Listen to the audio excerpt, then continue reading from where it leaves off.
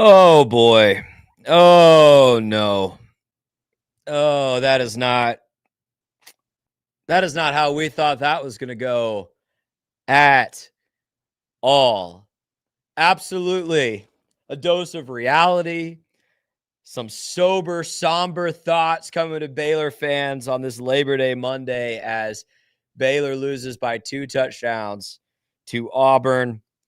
I have a lot of thoughts on this game. I know Terrence Ganaway does as well. I just want to start by saying, and then I'll bring in Ganaway to talk some football, but Baylor Athletics, this was the best thing they have done for football in a decade.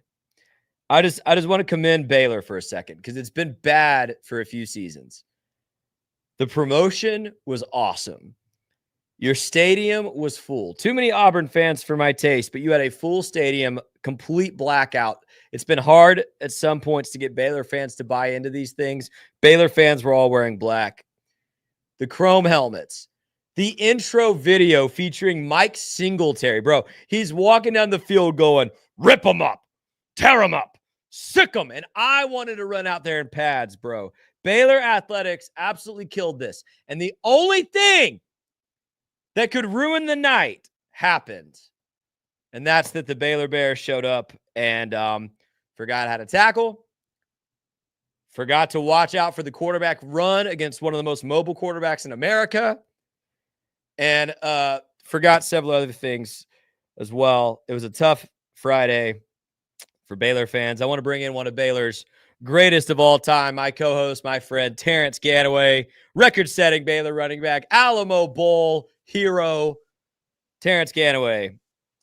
How are you feeling today? Scotty, I feel much better today after I've slept a couple of days after the game.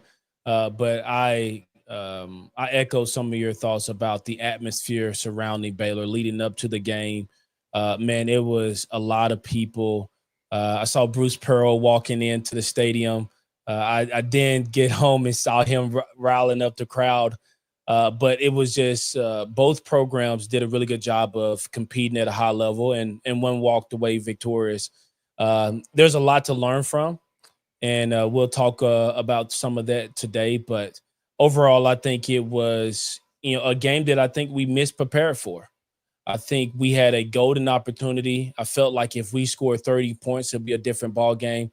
If we scored 30 points, that's 31-31. There's a kick return that took a lot of life out of the stadium. But mistakes, missed calls, penalties, and then missed tackles ultimately cost Baylor. So let's talk through it, but I'm glad to be with you again. Happy Labor Day to everyone who's watching. Hope some of you are off of work today, enjoying time at home and maybe the pool, a hot dog, some family time.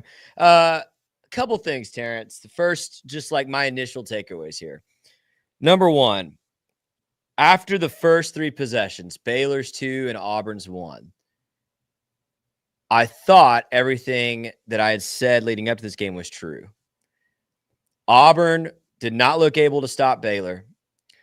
Baylor forced a 3-and-out that ended with, I believe it was Matthew Fobbs-White suplexing Jackson Arnold to the turf in a tackle that had me ready to jump out of my seat. I mean, it was so awesome. I was thinking, look at this. Like, I told you Baylor can play with these guys. I told you, like, Baylor's overmatching Auburn here.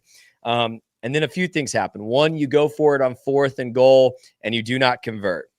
Then you allowed Auburn to go on that 96-yard touchdown drive where Jackson Arnold figured it out.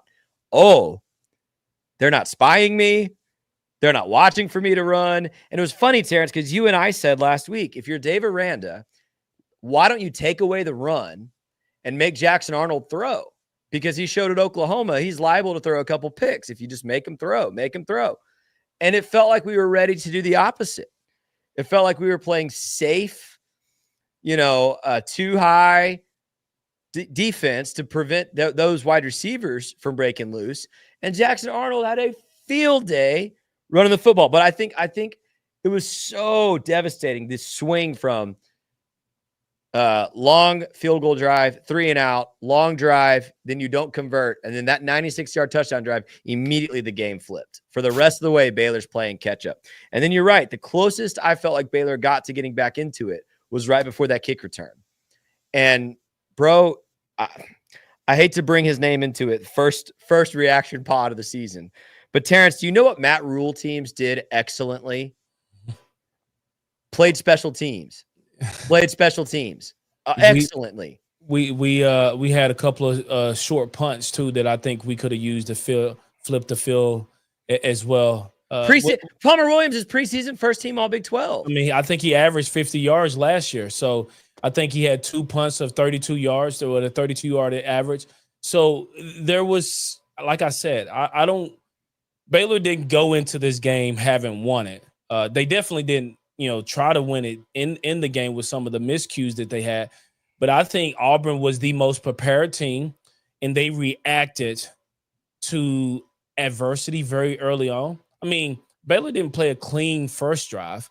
There's a pass that I think if we get it out to Bryson Washington on a swing route, if he catches that, that's a first down, if not more, because you know how electric he can be. And then on that second drive, I mean, we had Cole Wilson, who we know is a track star, and get caught. We get the ball at the 9-yard line. Couple of bad play. One play where Bryson Washington does what he does, and he gets down to the 4, and then we just don't convert from there. And Auburn was in a cover 0. And I think our strength is some of these wide receivers that we brought in. But we went cover 0. They went cover 0 against us a couple of plays in a row, and a very close back shoulder throw would have been a difficult catch for Trigg. It didn't happen. And then all the momentum swung. Now, hindsight, do we go for 3 and make it a 6.60 game? Maybe. I don't know. Maybe the kickoff return happens earlier in the game if we do. But we had them pinned back. They had 2 false starts. Jackson Arnold, they got a few yards back. Jackson Arnold hits a seam route, very difficult catch. Receiver makes a difficult catch. And then 2 plays later, on a zone read where defense over pursued, Jackson Arnold walks into the end zone. And I think that drive gave them a ton of confidence, which we saw the very next time out that they had the ball. Let's talk about some particulars here, Terrence, and then I want to kind of, as we talk, zoom out to what this means for Dave Aranda and what it means for Baylor. So particulars, let me give you some of my thoughts here. One, I'll start with positives. One, I said all offseason, this could be the most talented receiving core we've had since Art Briles was the head coach. I already think that's proven. Cole Wilson, I knew he was going to be good. There were plays in that game. I thought he might be one of the best dudes on the field. Like, incredible get in the transfer portal, Cole Wilson. Ashton still got it. Made some plays after the catch. Josh Cameron made some huge plays after the catch. Michael Trigg dropped a touchdown. I'm kind of furious with him for that. Mm-hmm. But you could see the way they want to use him. You can see how he can take over a game. This receiving core is crazy good, and they played well. Caden Knighton, we talked about his potential most of the offseason, and then really the last 3 weeks after Dawson Pendergrass got hurt, you saw it flash. He didn't take over the game, but you saw it flash. He had one big run on his first carry. He had the touchdown on a 4th and goal on a swing pass where he just outran everybody to the pylon. You could see that state champ 100-meter track speed come in. Knighton's good, like positive. Secondary play. I don't actually think they were tested that strongly, but the secondary held up a lot better than I kind of expected them to. They did have some pass breakups in this game. Those are about all the positives I can say. Front 7 defensively, unbelievably bad. Like, dude, I know you lost Jackie Marshall. That sucks. I hope he recovers quickly. Keaton Thomas played out of his mind in certain moments. That dude was flying all over the field, playing great. The rest of the front 7, I don't know if we have any good players anymore. I don't think that's an accurate statement. I do think there are good players in that front 7. I think we played a very undisciplined game on defense. I think we're hopping gaps, and I don't think we trust our teammates. If there one thing you do when you're playing gap control is you can control your gap. Everything else is not your business. You do your job. And I don't think Baylor did a great job of playing sound defense. And then when we did play sound defense, we missed 22 tackles on the night. You just cannot have that versus a team that said, I don't even want to pass. So, yes, did our secondary make some good plays? We're playing against Jackson Arnold that we didn't even ask him to throw. And most of the throws were wide open 1-on-1s because we had to get our defense in a situation to stop the run. But secondary added to some of those missed tackles. So I don't think they're incredibly bad. I do think there's a lot of coaching that should happen this week. If it hadn't happened already, probably happened on Sunday afternoon, Saturday afternoon when they came back and practice. I would assume that's the day they show back up and went through film. But what I would tell you about the receiver crew, I boldly disagree that this is the best receiving crew. Hold on, you may have said since the Browse era, so I'll let you come back on screen and refute that, because I was about to say, bro, I don't know if I ever saw Tevin Reese get caught. I don't know if we ever saw Antoine Goodley, Jay Lee. Okay. So I was about to rattle off some names that I didn't really play with all that much, but okay. All right. So that makes a lot of sense. Not including. Cole Wilson is a dog. Yeah. And if we can get him, now that we have, I know Knighton is explosive, but I would love to see Cole Wilson get some snaps out of the backfield as well. I know he's tiny, but I don't think he's going to get any flush hits because of how explosive he is. But he is a dog. I was expecting a little bit more out of Ashton and, Josh Cameron. But when I rewatched the game, there was some plays that Josh Cameron was wide open and Trigg was I don't know if he was the primary target. I have to rewatch it, but that's where Sawyer Robertson went with the ball. And if I had to be honest, Sawyer Robertson got outplayed despite the yards, a clean game, no interceptions. He got outplayed mightily by Jackson Arnold. Yeah, I'm not even really ready to say he got outplayed by Jackson Arnold. But what I will say, I think Sawyer came back down to earth. I got a text in the middle of the game that said Sawyer looks like an average college quarterback today. And I think that's probably accurate. I think that's a good assessment. He didn't look bad. And frankly, I told you this before we went live. I think that's going to be the worst game of the year for Sawyer Robertson. I hope it is. And he still threw for 3 touchdowns and over 400 yards. So listen, I don't care about that in Spavital's I know you don't. I know you don't. 3 touchdowns, 400 yards. You still got to win games. And I'm not saying it's his fault that he lost.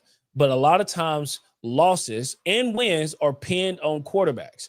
And I can tell you right now, Jackson Arnold is celebrating a win for Auburn Tigers, regardless of if it was him or not. And so Dooley noted that it wasn't his fault, but Sawyer Robertson played much younger than Jackson Arnold in crunch situations. Didn't make the reads or the throws. There was a lot of throws. Just his feet were unsettled in the pocket. Jackson Arnold was playing high school football 2 years ago. I mean, he had one bad year at Oklahoma, and then next thing you know, he's fighting for a spot, and he won a game for the Auburn Tigers. So I told you in the spring, I don't know if we can find those clips and pull it up. I said, but if Sawyer Robinson doesn't come out and light a fire over Auburn, then I don't want to hear anything else about Sawyer Robinson. Now, is he a good quarterback? I told you earlier this year in the spring that Sawyer Robinson needed Spavital more than Spavital needed Sawyer. So those two, second year, I was very underwhelmed with his performance. Did he play well? Yes. Did he win the game? No. And so we got a lot to worry about outside of quarterback play moving into the season. But that's my thoughts on what happened in the pocket. I don't necessarily disagree with you. I think the most frustrating part for me, and you said it a second ago, I felt like there was an agenda to push Michael Trigg the ball. And I got a lot of hits on a tweet I put out in like the second quarter that said, How about stop forcing it to Michael Trigg play and let's run some get Josh Cameron the ball in space plays. So the fact that you've already been rewatching the game and you saw he was open just further adds to me being upset about that. During the game, I had pretty good seats, and I would. Yeah, you want to talk about who you were in a box with? I got that video you sent. No, Scott Drew did stop by and make a video, but I had a really good friend that gave us some really good seats. But I'm watching the game and I'm seeing some of this stuff, and I love watching it from a higher perspective because you can see the safety and pre-snap movement, and then what really happens post-snap. I lose some of the offensive lineman, defensive lineman games unless it's a run, unless it's a slower developing play. But I really like watching the secondary. And Auburn came out in two shells several times, and they had very light boxes, and our offensive line wasn't able to move the needle. I mean, we were getting blown off the ball. But you would think with such a veteran-led offensive line, our center came back in after he got his helmet knocked off. He was bleeding. Once they got back settled, you would think that we were going to be able to push the ball and run the ball really well, and we just never got it going, which is why Sawyer had to be pedestrian in the pass game because we couldn't run the ball effectively. And I don't know if they took away his running ability. I'm just now restarting the second half, and we'll look at that once it gets to me. But there's a lot of things that offensive line we have to do a better job at. Totally agree with you. I think my most disappointing element of this game, there's two, and I want to talk about these two things before we talk about SMU.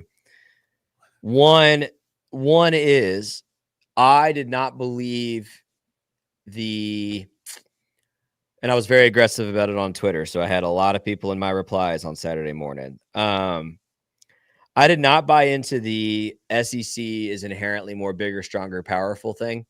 I just didn't believe it. But, bro, they were Friday, at least between these two teams. In the front, Auburn dominated. So Baylor couldn't establish the run, which was a problem. And then on defense, they ran the ball at will. And it wasn't just Jackson Arnold, although he made big plays and had the most yards. But they had two running backs that had outstanding games because, in large part, their offensive line was blowing our guys off the ball. That was a huge disappointment for me. And I think it's a huge disappointment for anyone who's a fan of Big 12 football because the ACC, I don't know if everybody noticed, came out and Georgia Tech beat Colorado. Florida State beat Alabama. Miami beat Notre Dame. The ACC had a really good weekend. If North Carolina beats TCU tonight, we're really talking about the ACC over the Big 12, right? Baylor had a chance here to kind of disrupt this narrative, the superiority narrative about the SEC. And instead, this game plays exactly into that narrative.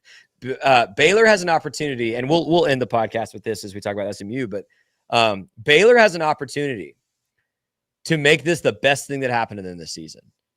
If Baylor can bounce back, beat SMU, roll through the Big 12, and get into a Big 12 title game, this loss is going to hurt a lot less. But what you did not do, and you will not have an opportunity to do again, playoff dependent. And I see my camera just cut off. I'll check on that in a second. You can still hear me? I can still hear you. Good deal. What Baylor does not have an opportunity to do anymore is disrupt this SEC superiority narrative. In fact, we played right into it. I'm going to try to fix my camera. You respond to that. I don't know about the narrative because, Big 12 did a good job last year in the postseason. I have no idea why. I like I said earlier, I just think we were underprepared. I don't even know if it was out-coached because schematically, I think we had some things lined up. But pursuit drills, and I know Dave Aranda said we overran a lot of things. I mean, what are we doing in camp? Like, we got to learn how to pursue in camp.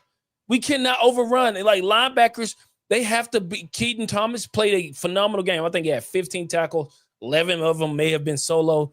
But there are certain plays in the game where he just overruns it too. And you're just thinking, like, when are they going to learn disciplined, sound football from a savant that is well respected in the industry. So let's put down the Bear Singing Bears book and let's pick up an X's and O's books and let's play defensive football soundly. Because guess what? We're going to face a really good quarterback in SMU this weekend. He's going to be mobile, and I think he's a better passer than what we saw against in Jackson Arnold. And Jackson Arnold was, there's a couple of, wide swing passes or tunnels that he was able to get the ball out. I feel like those are extended runs. But when they needed him to throw the ball over the middle, he was money. He was spot on. And so I don't know. Baylor definitely needs to settle down in some areas, like quarterback, offensive tackles, but they need to ramp up the intensity in others. Defensive gap assignments, defensive linebackers making good plays, not overrunning things. And then, you talk about Marshall's first sack of the game. What happened? Our cornerback blitzed. We were in a 2-shell. Cornerback, they rotated to 3, and they may have rotated to 2. But our cornerback blitzed, and he had a clean shot on Jackson Arnold and whiffs. It set a precedent of what we did later in the game with 21 more missed tackles following that incident. So at the end of the day, everything is coachable. I don't think Auburn just beat us. Yes. Were we on our heels in some of the plays? They have athletes too, but I don't think they just lined up and out-physicaled us. I think they lined up and outplayed us. So, that's my take on SEC, all that other nonsense. They have good players. They put on their pants just like we do. You said something a second ago that leads me to ask you this.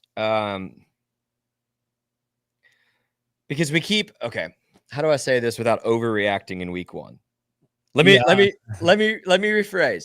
Baylor still has everything in front of them. 100%. There is absolutely a world where this loss is exactly what these guys needed. They kick SMU in the teeth this weekend. We'll talk about that in just a second, and then have an opportunity to go to a Big 12 championship. That is all still in play, and I think these guys are capable. But Terrence, it happens every season, and we keep kicking the can down the road and acting like this element is going to change. Dave Aranda struggles to get his guys up for big games, I feel like. I think last year we got up for big games, Texas Tech being a very big one that he needed to win, and they went out there and rolled off 6 in a row. This is what frustrates me the most. The attention to detail. I feel like Aranda can replay every call he's made on defense right after the game. I feel like he's a Sean McVay. Like you say, hey, it was 3rd and 6. What defense did you call? He'll know exactly what they call. I feel like his attention to detail is so elite. It's what made him special and the reason why he's our head coach. Yeah. However, I don't see that in the alignment, the assignment, and the technique of the players on the defensive side of the ball. I mean, Scotty, everything's in front of us. You're right. I'm going to tell you what's not overreacting. If our offensive tackles don't get better, there's no Big 12. If we miss 20 plus tackles a game, there's no Big 12. If we can't kick the ball in the end zone, find someone on campus that can boot the ball through the uprights and just put them on scholarship. Like kicking the ball to the 5-yard line in this day and age, like teams, let's see if we can run one back, especially if we can't tackle. And I'm going to tell you right now, if we keep over pursuing simple run strategies and run concepts, there's no Big 12. Yeah, there's everything in front of us to lose. We got to go take it now because we put some bad stuff on film. And I tell my kids all the time, it's hard to break bad habits. And what I see is, yeah, that's definitely overreaction, but that's what we do. Everybody in the country is saying Ohio State is going to win the national championship. Arch Manning ain't who they thought he was. Everybody is overreacting this week. And so it's appropriate that we do the same thing. Baylor football We have to figure out how to calm Sawyer Robinson's feet down. We have to figure out the offensive tackles. Both, I mean, I know that Auburn's defensive line is their strength, but both were very much exposed this past weekend. And then on defense, we got to do a better job of run fits and run support and make plays. Secondary, they're going to have a better chance to, compete this week because I think SMU is going to throw the ball more unless we allow them to run all over us. So, I get everything's in front of us. Not if you go do the exact same thing this week and we talk about, I hate losing, the old somber feeling of sorrow. No, man. Line up, go to practice, hit people, go tackle. Let's get better each week. And they got a big opportunity to show if they're getting better this week because going on the road to SMU, I don't know if it'll be a hostile environment. I'm sure they'll have more fans than us. But SMU has put together a really solid program in the last 5 to 6 years. And my expectation is they got some really good athletes too.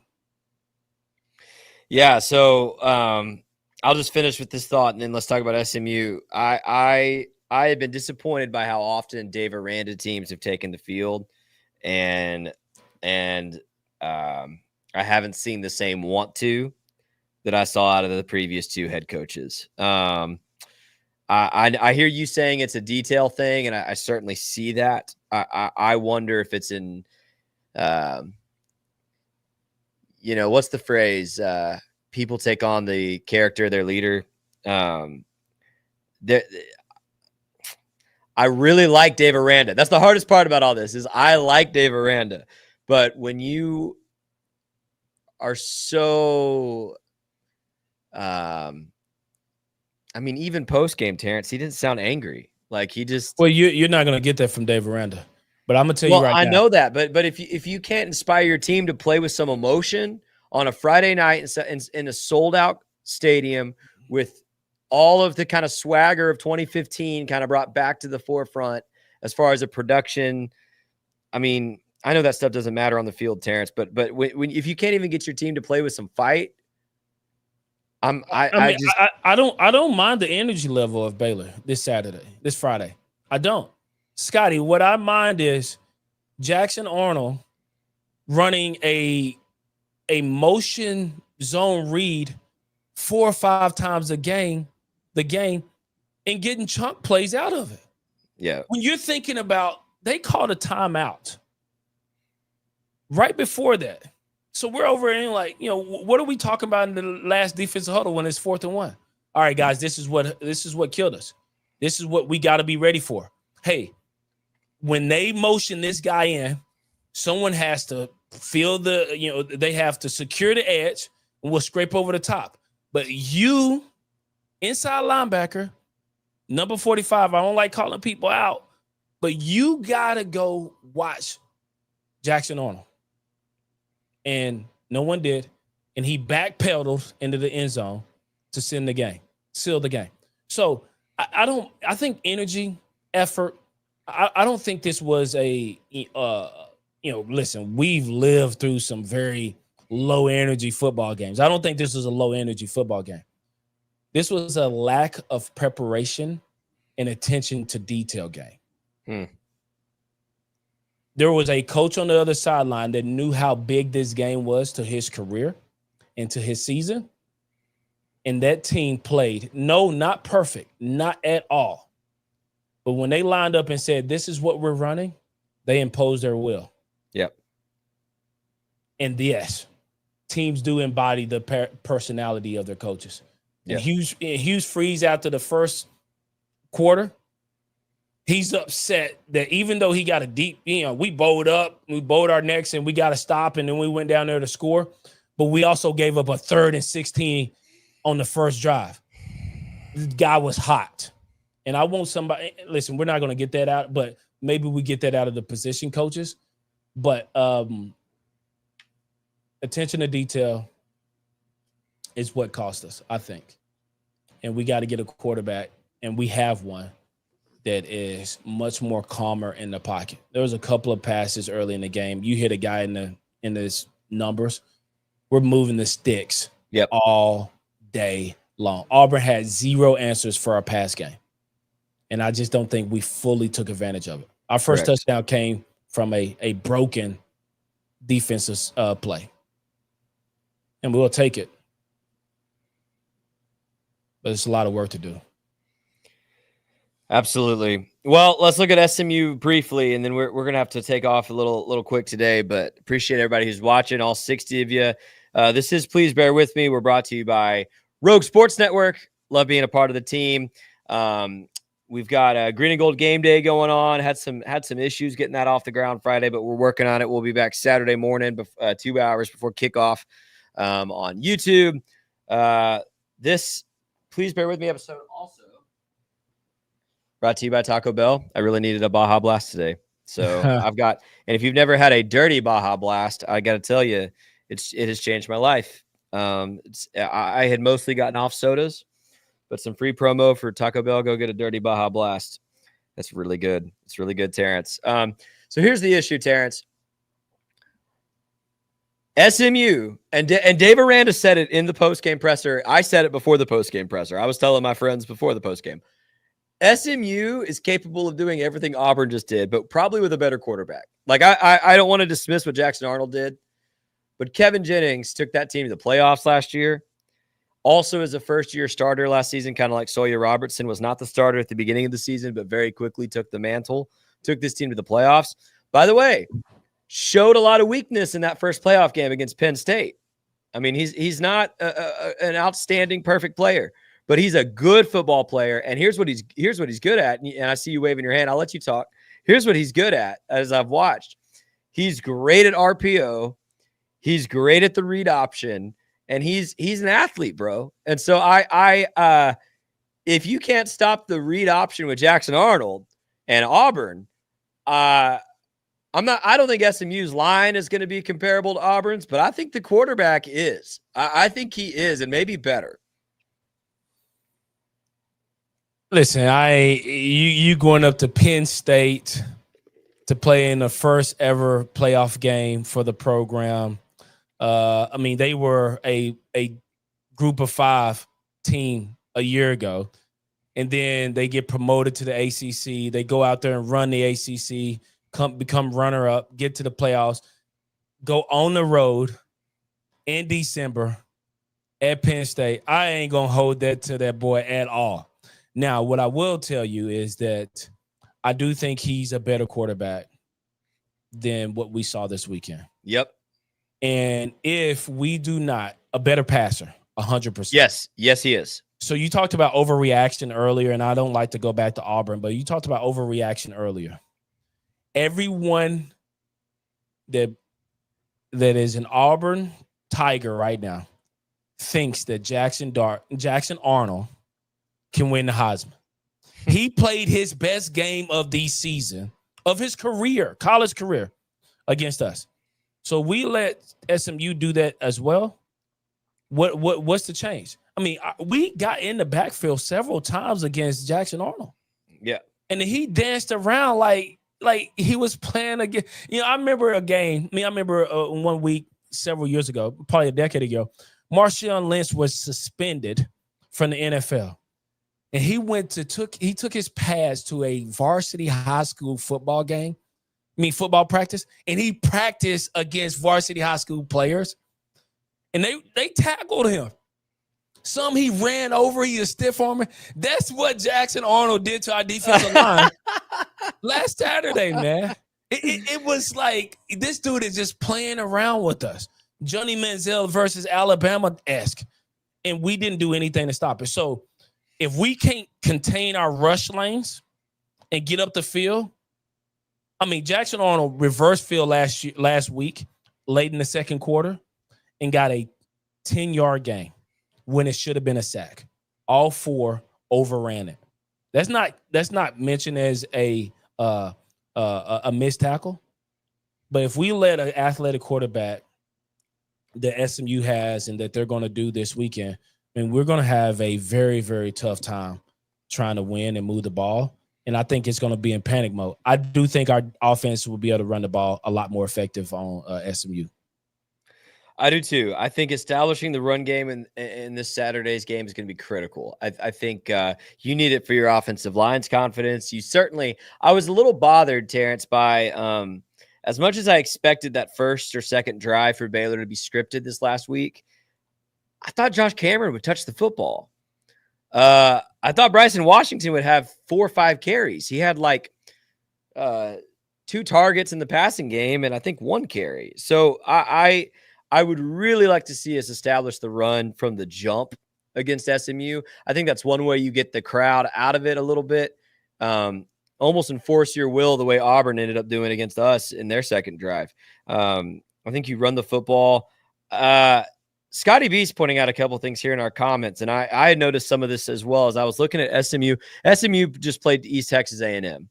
Hard to take away a lot from that game. But here's they won 42-13, as you'd expect. But here's what I'll take away. They did give up, as Scotty B points out, 240 passing yards and 100 rushing yards to East Texas A&M. And I know nothing about East Texas A&M except that seems like a pretty significant number of yards to give up to a nothing school, a directional school. Here's the other thing I noticed. I like Kevin Jennings a lot. We both just said we think he's better than Jackson Arnold. 100%. He's a better thrower. But he did throw a pick and lose a fumble last week against East Texas A&M. Now, I said going into the Auburn game, hey, Jackson Arnold's going to turn the ball over, and he didn't. But I think if you're Baylor here, I think you really need to get a takeaway early. I think takeaways and running the football you got to do on the road. And just to zoom out for a second and then more what you think about how we got to win this game. Because we lost to Auburn, this game, I think, becomes a must-win. I don't think it's a need to win. I think it's a must-win. I said before the season, you could lose one of these. You could lose to Auburn or you could lose to SMU and probably, still have a really good season. I think if you start 0-2, it's man, I mean, I think this game's going to tell us a lot, Terrence, about this leadership, not just Aranda's leadership, but Sawyer Robertson's leadership, Keaton Thomas' leadership, all these guys, all these upperclassmen. How do they respond from disappointment and go on the road against a playoff team and play? And I think Baylor can win this. I think Baylor's probably matches up better with SMU in some ways, especially along the front, than they did against Auburn. But you cannot start slow. You cannot get into the red zone twice in your first 2 drives and have 3 points in Dallas. Can't do it. You can't, and Kevin Jennings is electric. One of the things, I know it's a long season, but and Knighton is going to be huge for us. But Bryson Washington was on the sideline for a drive in the third quarter, I believe. For if not 90% of the drive, he may have started it, but there was a lot of time where whether he's getting the ball or not, he's a great blocking running back. He needs to be on the field. He needs to be spelled by Knighton. And so for us to be able to effectively be in the game, I think our defense is going to have their hands full because Jennings is going to throw more than 18 times and he's going to throw more than 100 yards. So we need to run the ball effectively and move the ball down the field. I think that's going to help. There was a couple, when I watched the tackles, offensive tackles, they had more challenges in the pass run, the pass game than they did in the run game. I thought when coming off the ball, firing, I thought they moved, they engaged well. They just got to stay with people, and I think that's going to come as reps and the season goes on. And then Sawyer Robinson is just going to have to play a unique game and just be special like we know he can be. Defensively, we got to fix over pursuit issues. We got to fix tackling issues. They're going to have very good athletes on the offensive side of the ball.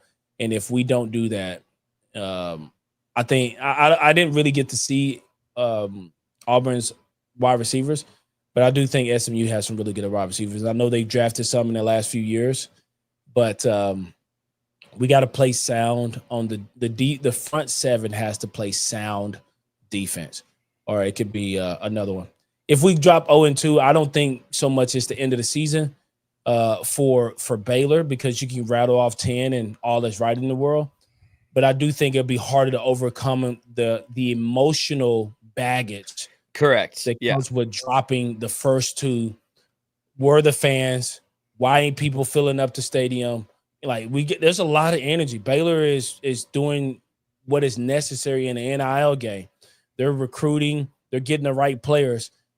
Now we have to put pen to paper and get the results that we went out and paid for in the offseason. Absolutely. Okay, Terrence. 5 minutes left until we get out of here.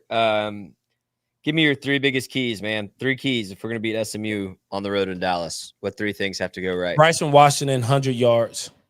Josh Cameron and Ashton Genty. Oh my goodness, I said that last week. Ashton Hawkins. They need to have a dozen targets between those two. And then our front 7 is going to have to play discipline and sound football from a gaps assignment, pursuit assignment, and they're going to have to make plays. Secondary, go out there, relax, go high point the ball, because I think Jennings will leave the ball up there.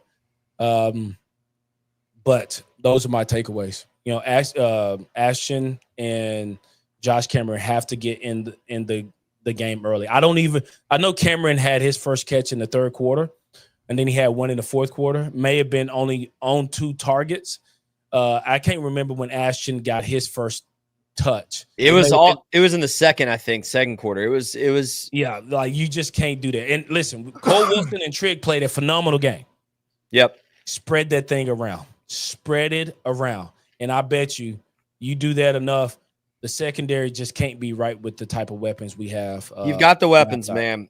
And you know, like far be it from me to be the armchair offensive coordinator. I think Spav's pretty great, but man, you get that ball to Cameron and Ashton and Cole and all those guys consistently on the outside. It's only going to make it easier for Trigg to operate. I thought they knew that ball was going to Trigg as that game went on.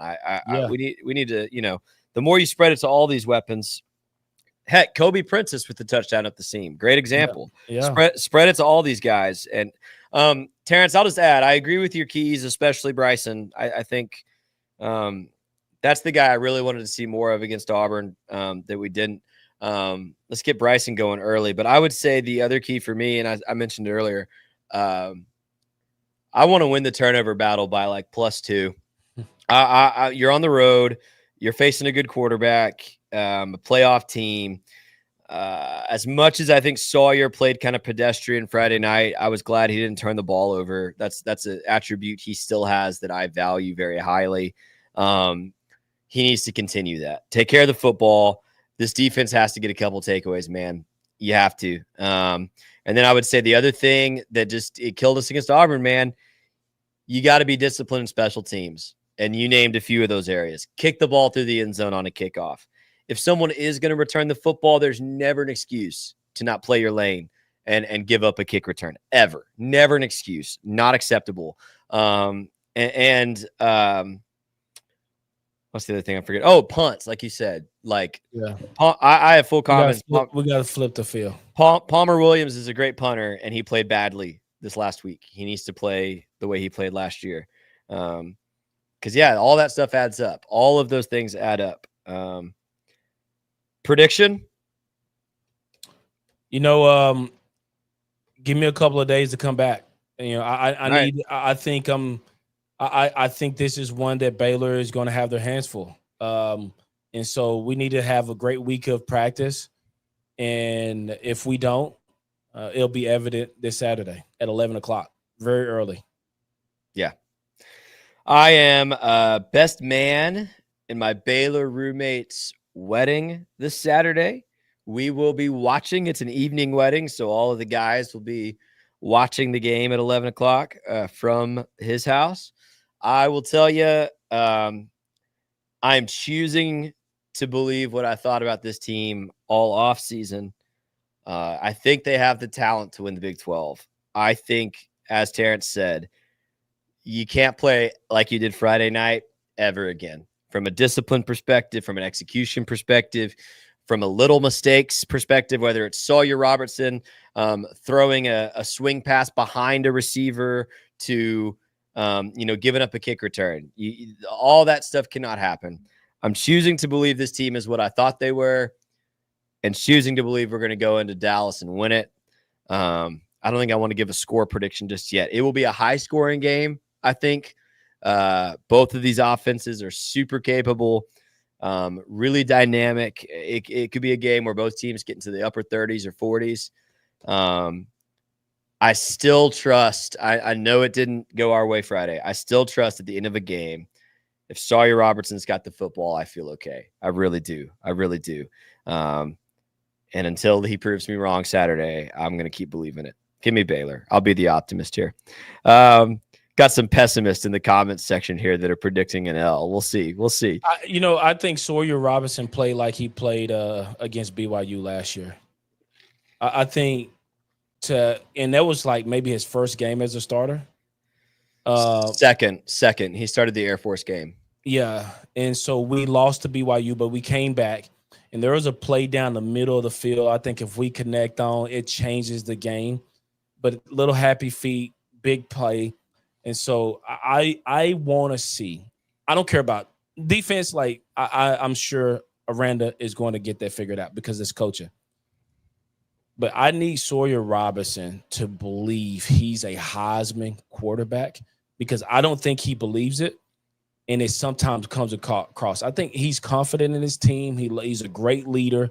I need him to go out there and think that, listen, there's not a quarterback in the world better than me. I need him to have this super misguided confidence and then go play like it. Because if he does that, I think this season will be corrected with his play and his leadership. But as I just think about last season and where we are and what I expected from Sawyer last week, it's not the reason why we lost the game. I'm not saying that. But if he plays with that high level of confidence, it's infectious. It is, and all of the attributes he has up here that I know we both appreciate are why I think he can do it. I think he can do it. I still believe in him very much. This is it though. You took I was if I had like 10 more minutes to prepare, Terrence, maybe I'll play it next week if we win.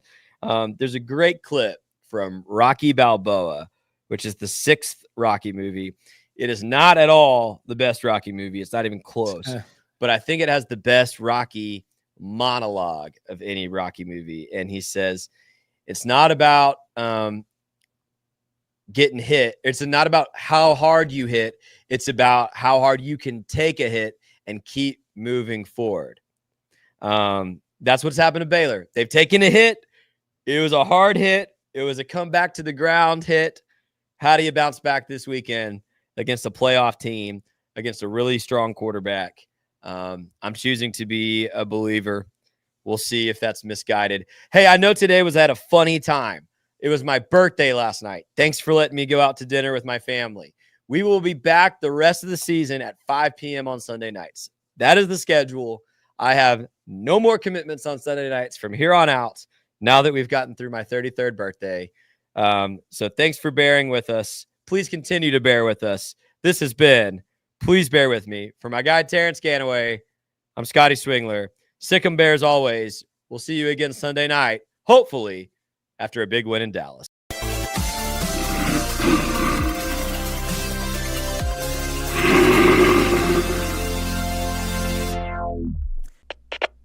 We are Rogue Media Sports.